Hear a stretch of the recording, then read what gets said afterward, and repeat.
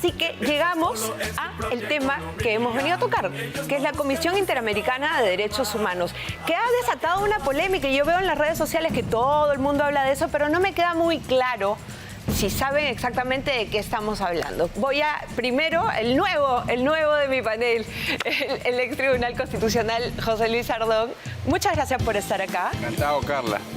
¿Qué es la Comisión Interamericana de Derechos Humanos y por qué tenemos que estar ahí? La Comisión Interamericana de Derechos Humanos, bueno, es uno de los dos órganos que componen el Sistema Interamericano de Derechos Humanos. El otro es la Corte Interamericana de Derechos Humanos. La Corte nace con la Convención, el Pacto de San José, del año 69, pero la Comisión es anterior, es de los 50. El problema es que la Comisión toma otras funciones con la Convención, ¿no? Y se mantienen las reglas de elección de sus miembros anteriores, ¿no? Entonces, la Comisión es elegida por todos los Estados miembros de la OEA. Son 34 en ese momento. Sin embargo, solo 23 hemos firmado la Convención. Y de los 23 hay 3 que inclusive no se someten a la Corte. O sea, solamente somos 20 que nos sometemos a la Corte. Entonces, se ha generado esta situación donde hay algunos países que acusan a otros y no pueden ser ellos acusados. El caso más grave, la verdad, es el de los Estados Unidos.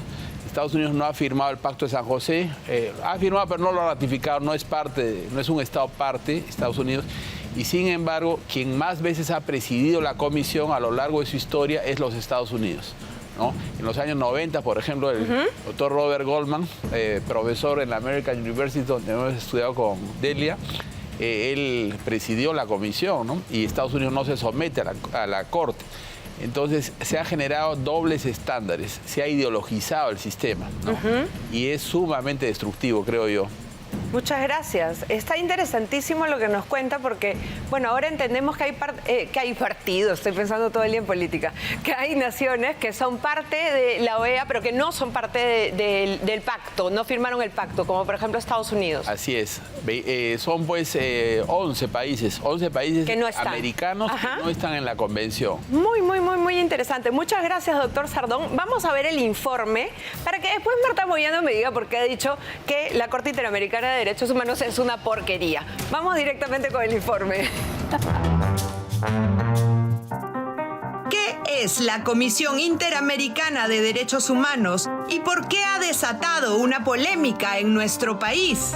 La CID es, según su propia definición, el órgano de la Organización de los Estados Americanos encargado de la promoción y protección de los derechos humanos en el continente americano.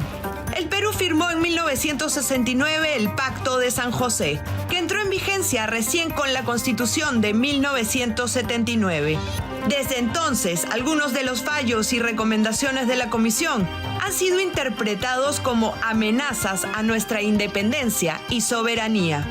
Como ejemplos tenemos el pago de indemnizaciones a terroristas como Lori Berenson, que tanto daño hizo al Perú, y de otro lado, la legitimación de la persecución contra los valerosos comandos Chavín de Huántar, entre otros despropósitos. En los últimos tiempos, después de la caída del golpista Pedro Castillo, contra quien la OEA no tuvo mayores quejas, los intentos de intervención de la Comisión de Derechos Humanos han ido muy lejos, al punto de conminar al Congreso de la República a no hacer aquello que la propia Constitución le faculta. Se manifestaron respecto de la elección del Defensor del Pueblo en un comunicado que dejaba ver sus preferencias. Salieron en defensa de Zoraida Ábalos frente a la denuncia constitucional que la terminó destituyendo. Ante la victimización del periodista Gustavo Gorriti y del presidente del Jurado Nacional de Elecciones, el polémico Jorge Luis Salas Arenas, dictaminaron medidas cautelares a favor del primero y dispusieron garantías para la vida y el resguardo de 18 policías para el segundo y su familia. Un grosero despliegue policial en medio de la ola de inseguridad y violencia que vivimos los peruanos. En los últimos días, y a raíz de que el Congreso, dentro de sus atribuciones, aprobó una moción para realizar una investigación sumaria contra los integrantes de la Junta Nacional de Justicia, un organismo creado por Martín Vizcarra para manejar la justicia en el Perú, Naciones Unidas expresó su preocupación y la presidenta de la Junta, Imelda Tumialán, espera contar con el respaldo de la Corte Interamericana de Derechos Humanos para evitar que los remuevan del cargo. Sin embargo, lo más indignante para los peruanos es que la comisión haya admitido a trámite la queja de asesinos terroristas como Polay Campos y Florindo Flores, alias Artemio, quienes acusan al Estado peruano de malas condiciones carcelarias y vicios en sus condenas. Estos esperan que se les indemnice con el dinero de los peruanos a quienes asesinaron salvajemente.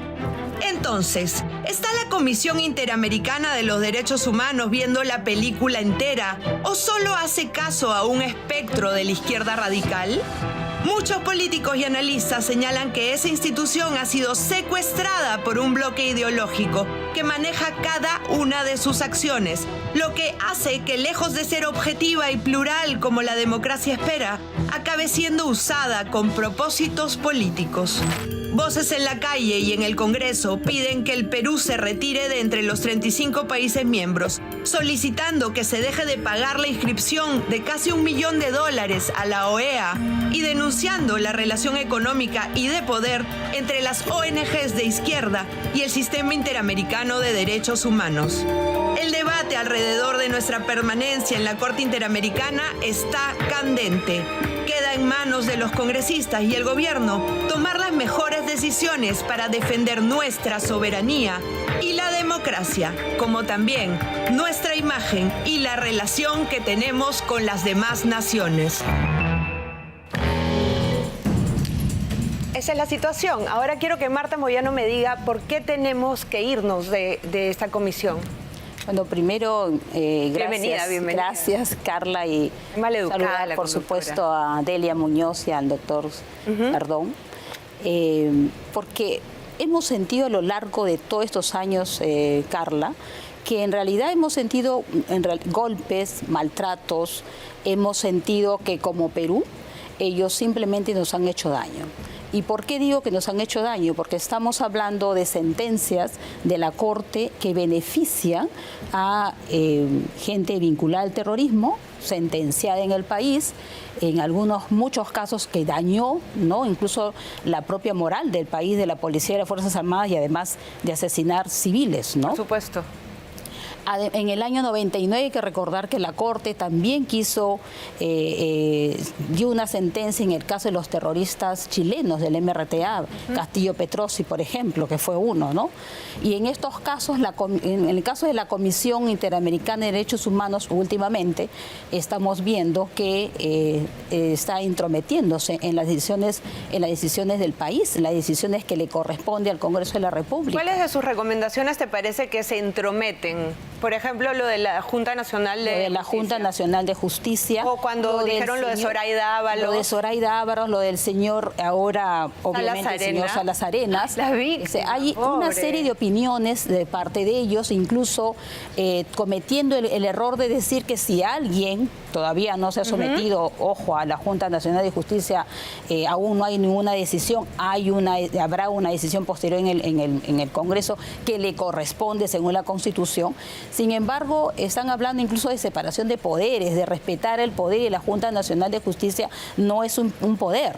Cuando habla de equilibrios de poderes no le correspondería en este caso. Claro, o sea, le quitan potestad al Congreso de hacer algo que corresponde al facultad del Congreso. Así es, ¿no? Y dicen que es al revés. Y además hablan gravemente de dictadura. Voces de las ONGs que salieron inmediatamente a respaldar la respuesta de la opinión de esta comisión, y también en muchos de los casos nos ha dañado a las familiares víctimas del terrorismo, Carla, cuando la Corte en algunos casos ha ordenado al país a indemnizar con un montón de dinero a familias que estuvieron vinculados con familiares terroristas. Increíble. Y hay muchos casos que nos dañan a nosotros. En realidad es una ofensa incluso que se admita. Así es. ¿No? Porque se ha admitido, creo que hay 25 casos relacionados con los terroristas que ha admitido la la Corte para ver, para evaluar, pero en ese caso, por ejemplo, los más importantes son Artemio y Polay, que solamente falta que salga de la cárcel y encima con plata en el bolsillo que nos quitan a nosotros. Y tengo entendido, Carla,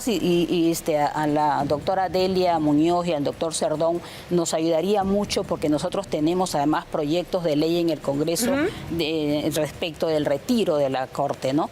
Que cuando se está en la competencia contenciosa se refiere a una reciprocidad y nosotros entendemos que es cuando un Estado que está en la competencia contenciosa viola los derechos humanos, otro Estado tendría que denunciarlo. No tendríamos claro qué se refiere a la reciprocidad y entendemos que es así, que es un Estado contra otro y no una ONG, no un grupo de personas que vayan y denuncien al Estado por algún caso de violación de derechos humanos. Me parece estupendo que plantees la pregunta, pero antes de preguntarle eso a Delia Muñoz, me voy a ir a una breve pausa, doctora Delia, y anda preparando tu respuesta sobre la reciprocidad de la que habla Marta Moyano. Y venimos... La dejo para el maestro. No, acá tenemos el lado didáctico, ¿no? de enseñanza, y acá viene en breve también Alejandro Muñante, que ha sido feroz esta semana en el Twitter con estos señores de los derechos humanos. Así que vamos a ir a una pausa y volvemos con más en Políticas.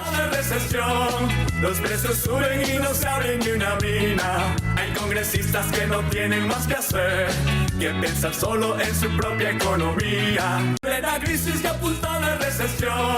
Bienvenidos de regreso a Políticas. Estábamos aquí conversando sobre lo que está pasando últimamente, que aparentemente, y esto es un comentario aparte, con el tema de la Junta Nacional de Justicia, los caviares se han activado. Y se han organizado y están persiguiendo congresistas por las calles. ¿Para qué? Para grabar videos y hacerles roche y, por supuesto, viralizarlos, diciendo, todo el mundo los odia, todo el mundo los odia. Esta y 1000 campañas más hemos visto a lo largo de la historia de los caviares. Así que, congresistas, váyanse con cuidado porque lo que quieren ellos es hacerles a ustedes pasar un mal momento en la calle y que todo el mundo celebre eso. Ah, sí, pero cuando Sigrid va a comas y la señora le grita, gran drama, gran drama. Entonces, justicia para todos, igualdad para todos, y entonces, si está mal que a Sigrid le griten, también está mal que a Chirinos y a Cabero los griten. Así que ya nos vamos a ver las caras. Señor Muñante, ¿cómo está, congresista? Estábamos hablando hace un ratito de que Marta dice que nos tenemos que ir de la Comisión Interamericana de Derechos Humanos porque se premian terroristas con la plata de los peruanos, porque le dan seguridad a las arenas en una sociedad donde, como estábamos hablando, en San Juan del Lurigancho matan todos los días personas a balazos, los sicarios y los gota a gota y los extorsionadores. Y entonces Marta dice que nos vamos. Tú has estado en Twitter. No, por supuesto. Curioso. Mira, nosotros tenemos la posición bastante clara con respecto a eso. La Corte Interamericana, lamentablemente, en vez de ser una institución que administra justicia, se ha convertido en una institución que administra intereses. Y esto lo digo porque es bastante conocido. Yo quiero mostrar aquí este manual, balance del financiamiento de la CIDH y la Corte Interamericana, donde nos va a hablar claramente cómo es el financiamiento que recibe la Corte Interamericana y la Comisión Interamericana de Derechos Humanos de países que no son miembros de la OEA, como Bélgica, como Países Bajos, como España, como Noruega, como Dinamarca, empresas privadas y ONGs. ¿Por qué y para qué reciben? ¿Por qué y para qué las empresas y los países que no son miembros de la OEA financiarían estas? Bueno, financian porque de una u otra manera logran a través de la Corte Interamericana y este sistema de denominación que se han inventado a través del control de convencionalidad, que los países miembros de América puedan, digamos, subyugarse, puedan arrodillarse ante los nuevos criterios, ¿no?, de la agenda política e ideológica de estos países. Además, también están metidos ahí no solamente países no miembros de la Corte de América, sino también empresas privadas, ONGs, fundaciones como la muy conocida Open Society de George Soros, ¿no? Entonces, son parte del sistema interamericano, son parte de lo financista del sistema interamericano, y uno ve pues que a veces cuando uno estudia sus resoluciones o sus opiniones consultivas, se va a dar cuenta que de una u otra manera el sesgo ideológico está metido conforme a los financistas que aportan a este sistema interamericano. Entonces el Ejecutivo debería solicitar información detallada de todos los procesos, los trámites, incluso en qué se gasta la plata que llega, que nosotros aportamos además 2 veces. Una que es de manera voluntaria y otras a través de la OEA. ¿Por qué el Ejecutivo? Ustedes los congresistas no pueden pedir esa información. Es que le corresponde al Ejecutivo a solicitar esa información. Si esa información no llega o no se la dan, yo creo que podría ser hasta un motivo de presentar una denuncia, ¿no? Para hacer un símil aquí en el Perú, pues, ¿qué pensaríamos nosotros si un juez recibe pues dinero de Bacus, recibe de Telefónica o recibe pues de una multinacional? O si un congresista viaja con Huawei, ¿no? También. Claro, si un juez recibe dinero para fallar en favor de sus intereses, nosotros diríamos que eso es corrupción, que eso es cohecho, ¿no? Sin embargo, la Corte Interamericana, que es una institución que debería administrar justicia, recibe dinero de empresas, de ONGs, y aquí nadie dice nada. Entonces, Alejo, tu opinión es que nos vamos. Sí, claro. Así, pues, cerrado, corte sí. así.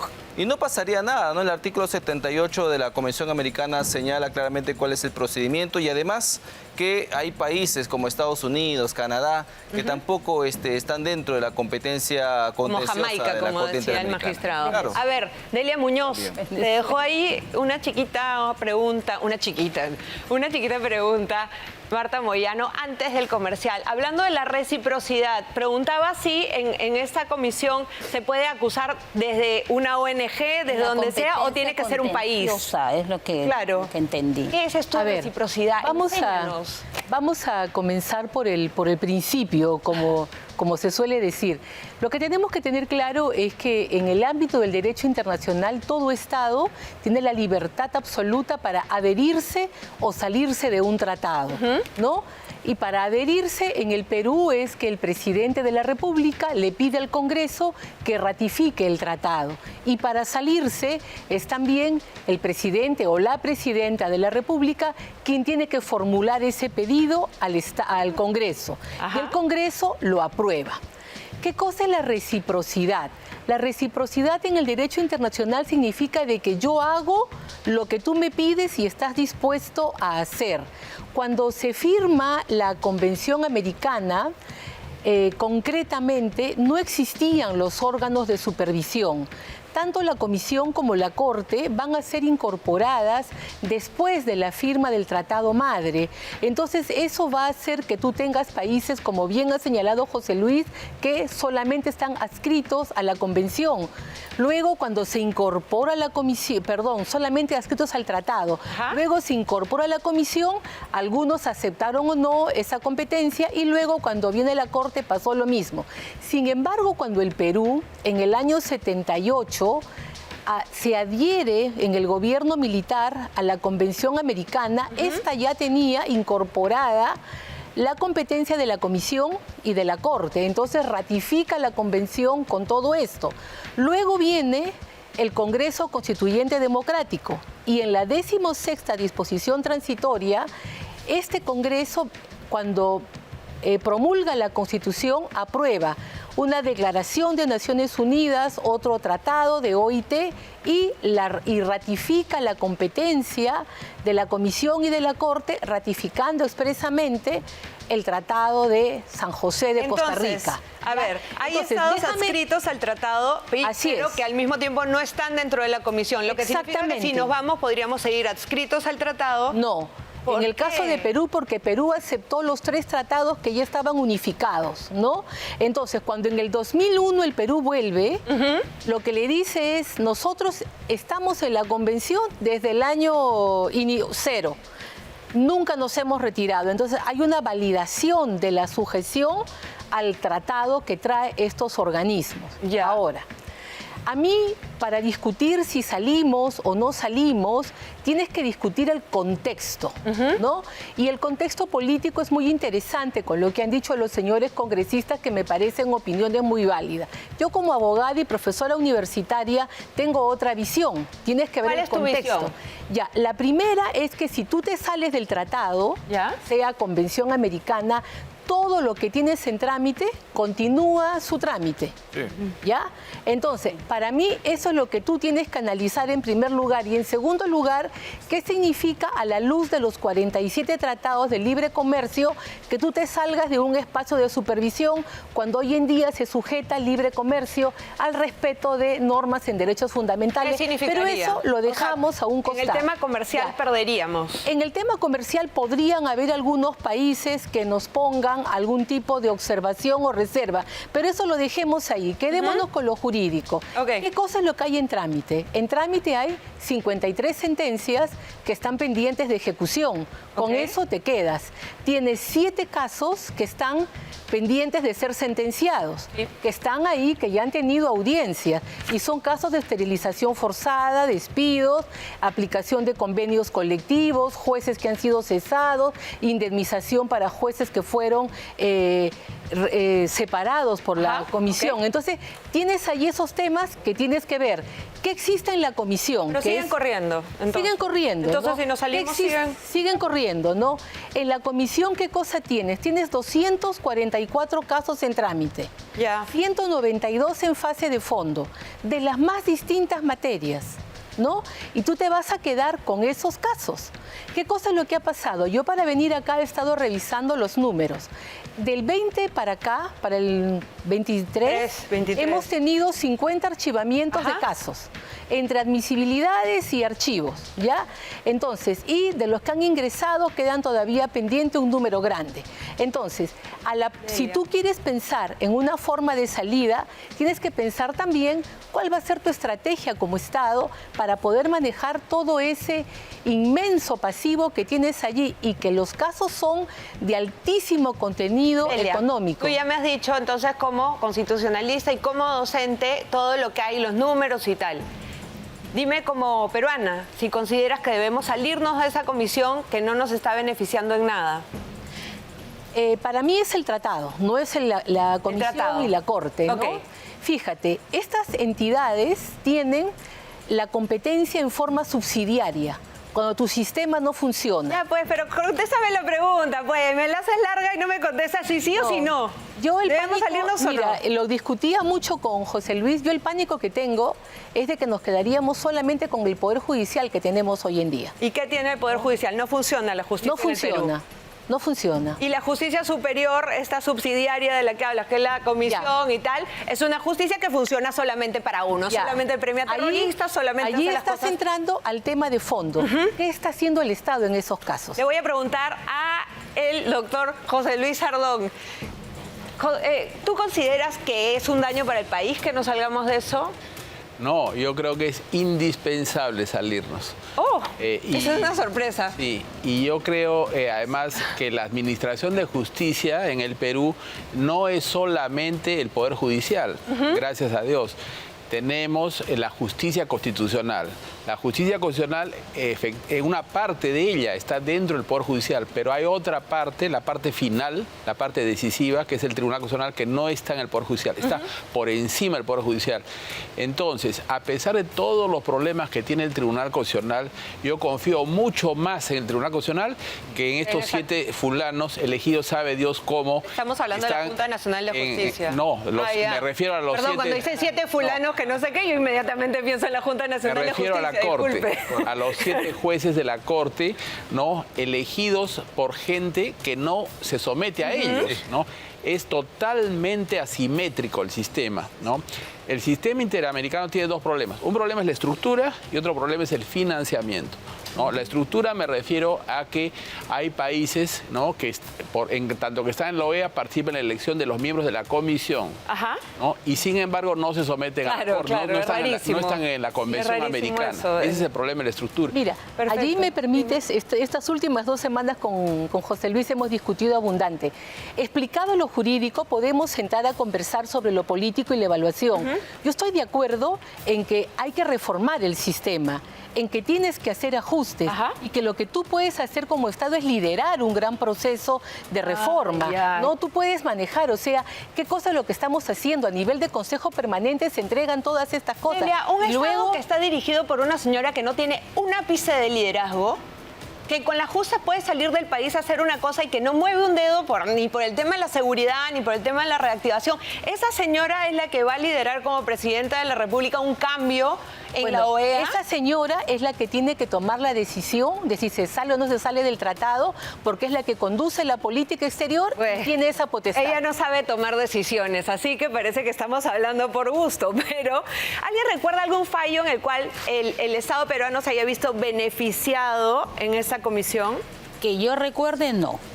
Varios fallos de los que nosotros, de lo que he tomado yo conocimiento, no ha beneficiado en nada al Estado, más bien ha hecho que el Estado haga gasto de su presupuesto que no tiene planeado para personas como esta, por ejemplo, ¿no? Y yo quisiera decir lo siguiente, fíjate, la convención, que tiene su parte dogmática y su parte estructural, yo no diría que es mala.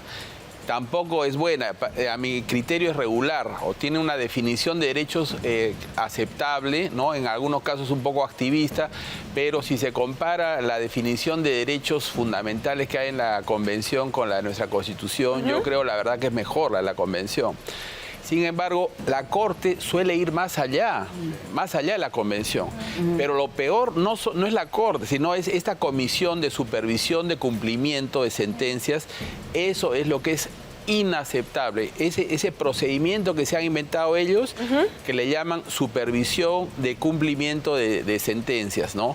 Y ahí hay, que yo sepa, según la página web de la Corte, son 50 casos. Delia nos dice que son 53. Es muy probable que no esté actualizada la página, pero lo que aparece ahí son 50 casos que tiene el Perú. Si uno revisa eso, la enorme mayoría son casos de los 90, de hecho sucedidos en los 90. Increíble. ¿No? Y lo que es increíble del terrorismo, del tema del terrorismo de esa época. O temas laborales. Los temas laborales son laborales. Perdón. Y generalmente casos contra el Estado peruano, cuando se refiere el doctor... Ahora, yo tengo una pregunta. ¿Qué van a hacer contra el Estado? Lo que es increíble es que Bolivia tiene 7 sentencias en cumplimiento. O sea, Bolivia, pues, según ellos, es un paraíso, ¿no? Mira, sin ánimo Creo que Venezuela también, ¿no? Todos son países chéveres, menos Perú, ¿no? Sin ánimo de acaparar la conversación, y con esto termino, hay un dato bien interesante. La ejecución de sentencias se realiza conforme la ley de cada país, lo dice el tratado. En consecuencia, son los jueces peruanos los que interpretan cómo se tiene que aplicar la sentencia, ¿no? Entonces, allí la pregunta es, ¿qué ha hecho el Poder Judicial? ¿Por qué no han hecho como en Argentina, que en determinados casos, cuando ha llegado la sentencia, como en el caso Fontevecchia, le ha dicho, muy interesante tu sentencia, pero para mí está bien dado todo, así que ha sido un gusto conocerte, chao, ¿no? Yo creo que podemos desobedecer. No, claro. Lo que pasa que... A mí me encanta eso de desobedecer. En 99 lo hicimos. No hay una policía internacional que nos haga cumplir la sentencia. Claro, no van a cumplen bajo el principio de buena fe, ¿no? Internacional. Son principios internacionales que se acatan. Ahora, lo que decía el doctor Sardón es muy interesante, sobre todo por la conformación de la Corte Interamericana. A mí me han dicho que, bueno, no hay necesidad de salirse de la Corte, podemos luchar para poder recobrar esos espacios. Y yo digo, lamentablemente eso no es tan bonito como lo pintan, porque aparte de lidiar con nuestro frente interno, ¿no es cierto? También tenemos que ver cómo es que votan los demás países. Mira, países como Dominica, Antigua y Barbuda, cuya población es menor que un distrito de Lima, tienen el mismo peso, voz y voto en la OEA que nosotros los peruanos. Entonces, por más que nosotros nos esforcemos de tratar de hacer las cosas bien, estos países tan chiquitos, tan diminutos, pueden inclinar la balanza. Increíble, claro. Y 10 de estos países que son tan chiquitos, 7 pertenecen a esta organización chavista, el ALBA. Entonces, de una u otra manera, ellos tienen incidencia y repercuten en todos los países. Claro, o sea, me parece que es más fácil salirse que transformar, ¿no? Va a ser muy difícil en estas circunstancias. Pide la opinión, Carla, del profesor Rodríguez Mackey, que ha señalado que podría ser una gran alternativa, tener no una corte continental, sino una corte subnacional que englobe a los países, por ejemplo, de la Comunidad Andina de Naciones, donde sea mucho más específico, conociendo una realidad mucho más idéntica, y creo que eso podría ser una alternativa para nosotros, ¿no? Señores, antes de irnos a mi pausa, quiero recordar, por ejemplo, que Salas Arenas en este momento tiene 18 miembros de seguridad. ¿18? ¿Por qué? 18. Tiene 18 policías Nosotros tenemos que están en su... Ya, ustedes tienen uno, pero él, como se achutó, le da miedo, tiene miedo de las cosas, la comisión ha pedido para él que le den resguardo policial. Como a Gorriti, que cuando le mandas una rosa, le hacen medidas cautelares, porque al señor le dan miedo las rosas. Igual que regalarle a Polay y Artemio dinero posiblemente, defender a Zoraida, en fin. El tema es bien complejo, pero cuando volvamos de mi corte, vamos a ir con otro de los temas favoritos de Alejandro Muñante, que es la Junta Nacional de Justicia. También un tema que tiene que ver con la Corte. Son tus temas favoritos. Podemos ya, pero puedes hacer gestos, hacemos el mismo. Pero antes, olvídate rápidamente de las bolsas y ojeras con Next Crema de Ojos. Sí, rápidamente. Tiene un efecto súper instantáneo, además ayuda a hidratar y reducir la aparición de bolsas, ojeras y líneas de expresión. Muy recomendable porque es la nueva revolución para tus ojos. Next Crema de Ojos, pruébalo, lo vas a amar. Nos vamos con la canción del almirante Monitoya y volvemos con más políticas. Los precios suben y no se abren ni una mina. Hay congresistas que no tienen más que hacer que pensar solo en su propia economía, que no hacen mucho todo el día. Estamos de regreso en Políticas. Acá casi de haber un accidente, pues estábamos pasándonos la Constitución política. Acá todo el tiempo usamos la Constitución por acá, por allá, pasame el Código Penal. Es una cosa de locos. Todo el tiempo leyendo. La cara que me pone Alejandro. Créeme, Alejandro, créeme que es así, por favor. Es que es tan lógico, Carla, ¿no? Ahora nos toca a nosotros revisar y revisar la Constitución cada rato porque estos caviares pues nos ponen en duda de lo que dice nuestro propio texto constitucional, ¿no? Bueno, no nos ponen en duda los a la gente sobre todo, ¿no? Ellos interpretan como les da la gana y mal, y dan un mal mensaje como están acostumbrados desde hace 20 años. Y comunican bien, pero la derecha parece que ya está aprendiendo a comunicar también. Sí, lo que está muy bueno. Exacto. Entonces, Junta Nacional de Justicia. El Congreso va y decide investigar a estas personas. Y ellos se achoran a todo lo que da y dicen que no, que dictadura, que los poderes, que no puede ser, que por aquí, que por allá. ¿Qué es lo que ha pasado, Marta? Bueno, lo que ha llegado al Congreso es una denuncia contra la Junta Nacional de Justicia para que podamos, como Congreso y como corresponde según la Constitución, nosotros revisar qué ha pasado para posiblemente pueda llegar una sanción. Investigando Esa es lo que nos corresponde constitucionalmente. Ya quiero preguntarle a el doctor Sardón.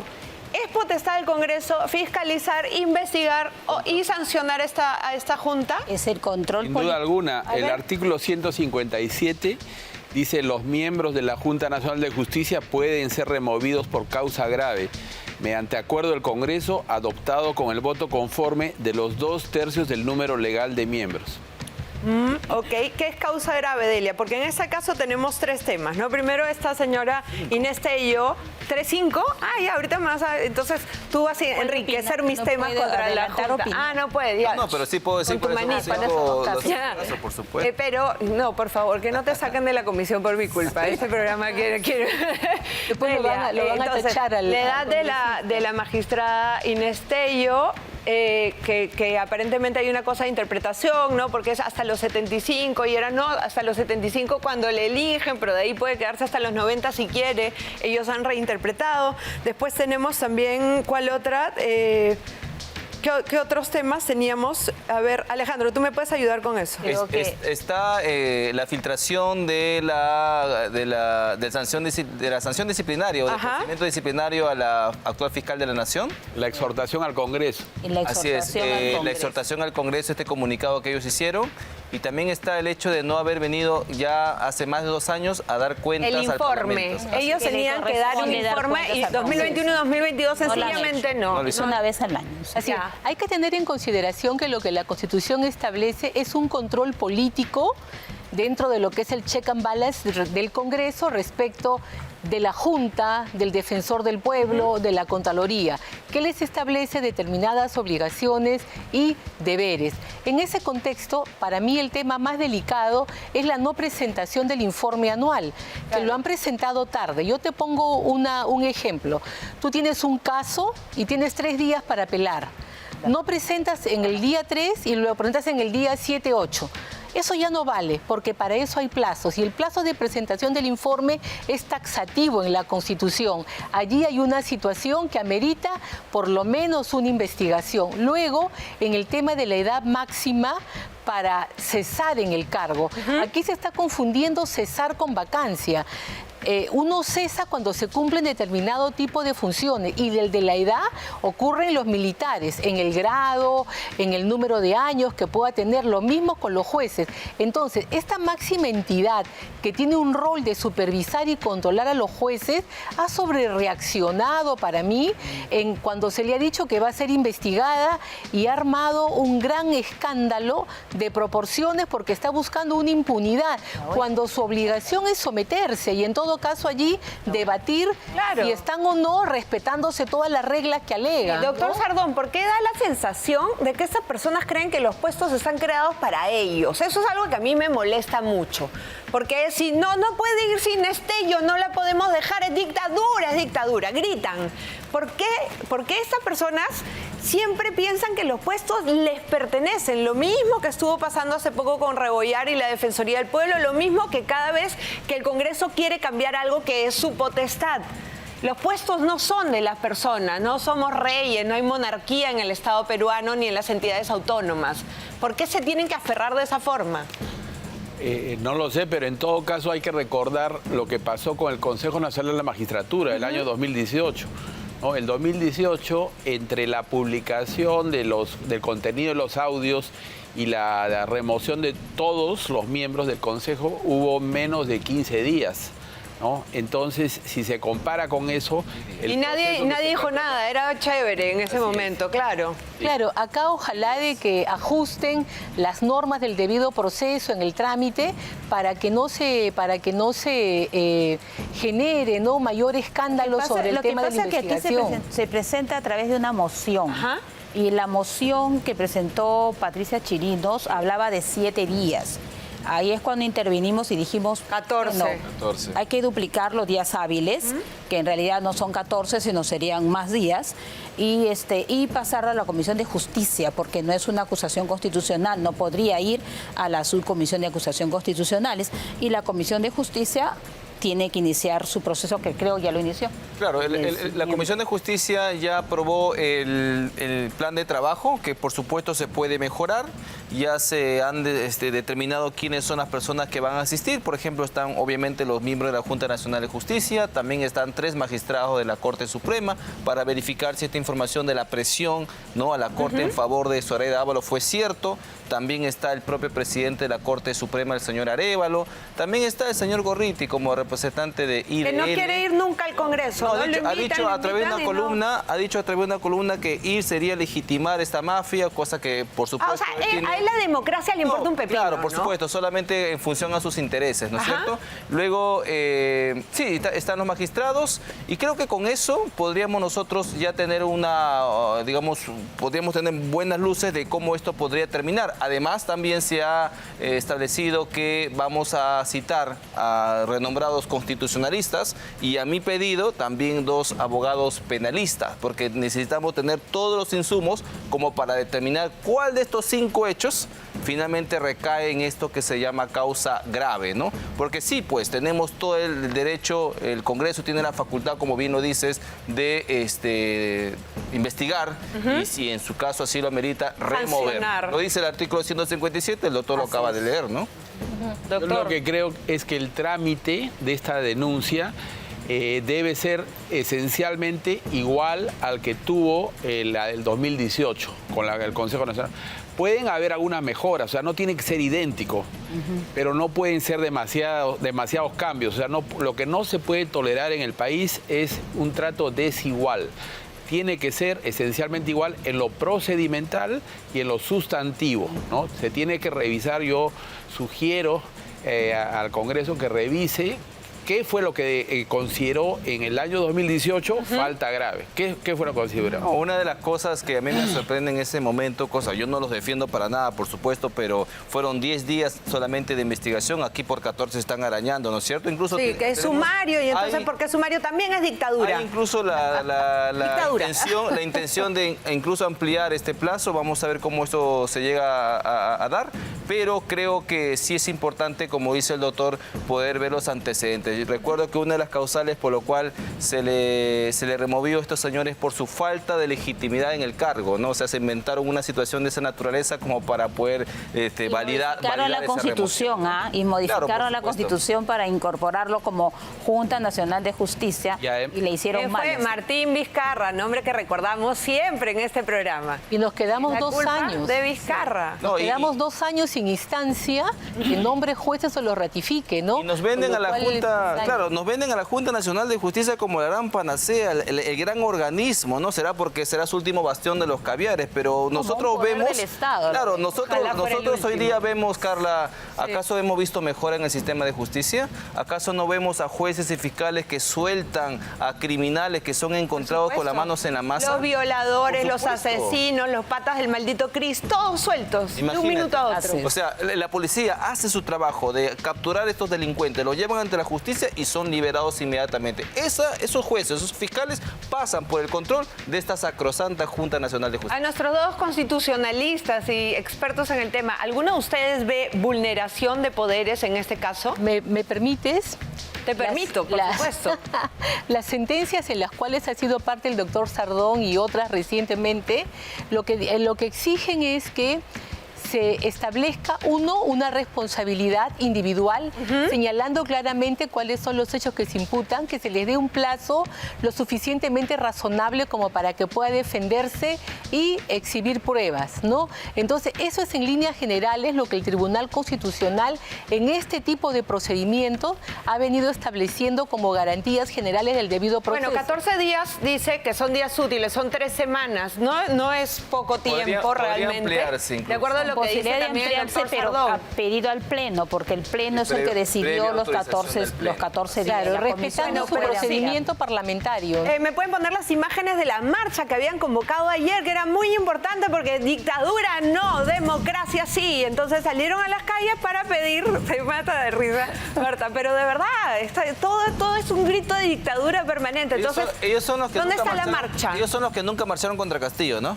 Yo no los vi y yo fui a todas las marchas contra Castillo. Ahí están, mire, un grupo de gente, por supuesto, liderado siempre por Verónica Mendoza, que ya sabemos que era aliada de Pedro Castillo, y la periodista Rosa Palacios, que también me parece que estaba por ahí, periodista y abogada de las personas que generan disturbios, ¿no? Y que no quieren la paz en el país. Pero bueno, parece que no fue una gran marcha.